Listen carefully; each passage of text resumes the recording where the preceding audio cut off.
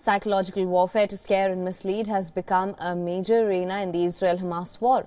On Tuesday, the Al-Quds Brigade, the armed wing of the Palestinian Islamic Jihad movement, released a video of two male Israeli hostages pleading for their release.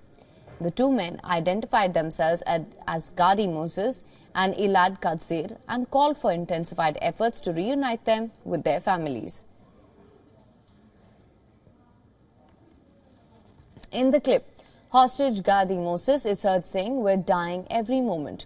We are in an unbearable situation."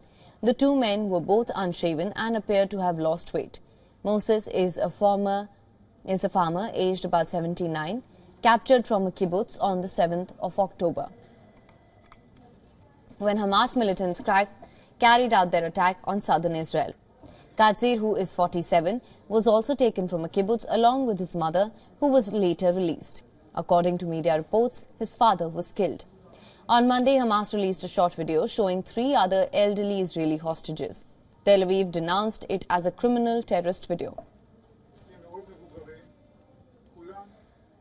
הסרטון שחמאס שחרר בשעה האחרונה הוא סרטון טרור נפשע. הוא מעיד על האכזריות של חמאס כלפי אזרחים מבוגרים מאוד, חפים מפשע, שזקוקים לטיפול רפואי. העולם חייב לפעול להעברת סיוע רפואי ולוודא את מצבם של החטופים. עלינו מוטלת החובה המוסרית לעשות הכל בכל המאמצים על מנת להשיב את החטופים הביתה. ליבנו עם כל החטופים ומשפחותיהם בכל רגע.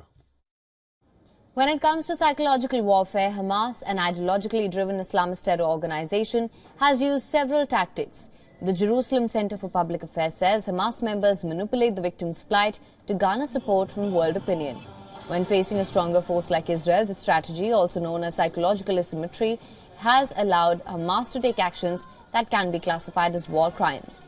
Taking cover under a blitz of distorted information, it focuses on Israel as the guilty party. Israeli officers are also pointing to Hamas' psychological games and say the military campaign would help end the captive crisis. Even in October, when Hamas released a video showing three women hostages, Netanyahu dubbed it cruel propaganda.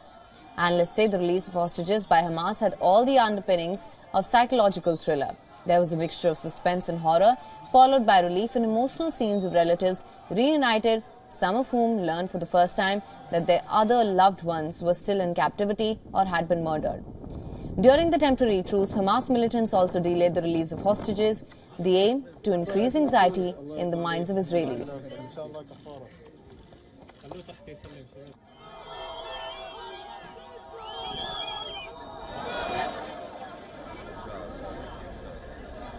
For more on this, we're now being joined by our correspondent Jody Cohen from Tel Aviv. Jody, thank you so much for joining us.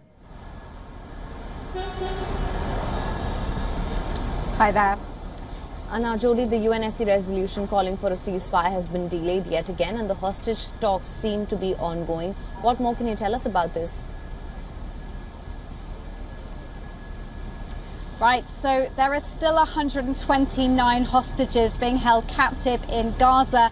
And as you can see behind me, tents have been set up. Some of the relatives of the hostages have been camping outside. This is outside the Defense Ministry in Tel Aviv. And what they're doing is on the 29 minutes past the hour, every hour, for 240 seconds, they're reading the names of the remaining hostages, and they're also blocking the entrance symbolically to the Defense Ministry. Now, these numbers are symbolic as well. They're 240 seconds to represent the 240 hostages taken on the 7th of October, and at 29 past the hour, because 129 hostages are remaining. Now, as you said, the talks for the release of the hostages are going on. We've been told that no deal is imminent, but there are talks. So we know that Mossad head David Barnea is meeting his US and Qatari counterparts.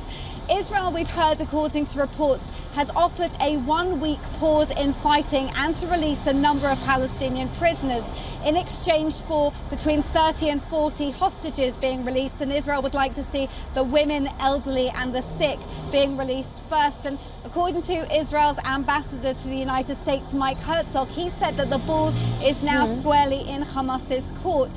Now, Hamas, we know, wants a total ceasefire, and Hamas chief Haniyeh is in Egypt for talks right now. Israel, the US, the UK and Germany have all indicated that they don't believe a sustainable ceasefire is realistic. Now, that would leave Hamas in power and able to carry out another massacre like it did on the 7th of October and like it has stated publicly it wants to do again.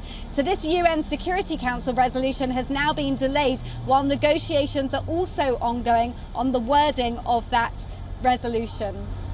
Now, according to a report, the United States would like to see a fighting at low intensity by the beginning of January. Do you see that happening? Right, so US Defense Secretary Lloyd Austin was in Israel and urged Israel to move from a high to a low intensity fighting. And according to reports, they'd like to see this by the beginning of January. Now, we know that Israel's Defense Minister Yoav Gallant has said that whereas a mission in a particular area has been achieved, then they could transition to the next phase. And commentators are expecting that that could happen in North Gaza first. Israeli spokesperson Tal Heinrich last night said that everyone wants the war to end, but it needs to end with the end of Hamas. But the fighting, of course, is not just in Gaza. We've also seen rockets fired towards Israel from Hezbollah in Lebanon and also the Houthis in Yemen. In Cyprus, again, they've said that they foiled an Iranian plot against Israelis there. And Lloyd Austin said that Iran is raising tensions by backing these proxies and called on Iran to de-escalate. Meanwhile, Hamas chief Haniyeh met with Iran's foreign minister before going to Egypt, and the Houthis have vowed to defy this new multinational alliance that's been set up to protect shipping.